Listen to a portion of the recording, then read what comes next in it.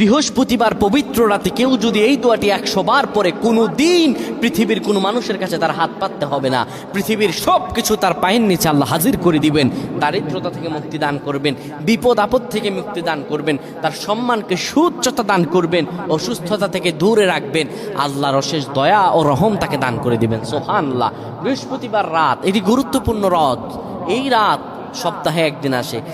আরবিতে রাত আগে আসে, দিন পরে আসে। সুতরাং বৃহস্পতিবারের যে দিন গিয়ে রাত, এটি বৃহস্পতিবার রাত নয়, এটি শুক্রবারের রাত, এটি জুমাবারের রাত, এটি দোয়া কবুলের রাত, আল্লাহর কাছাকাছি হওয়ার রাত। সুবহানাল্লাহ।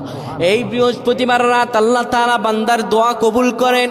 কেউ যদি বৃহস্পতিবার রাতে ঈশা নামাজের পরে পবিত্র হয়ে ইয়া হাইয়ু ইয়া হাইয়ু ইয়া হাইয়ু ইয়া রফিয়ু ইয়া রফিয়ু ইয়া রফিয়ু এই দোয়াগুলো পড়তে পারে 100 বার, আল্লাহ রাব্বুল আলামিন তার মর্যাদা বৃদ্ধি করে দিবেন। তার জীবনটাকে আমার আল্লাহ সুন্দরভাবে সাজিয়ে দিবেন।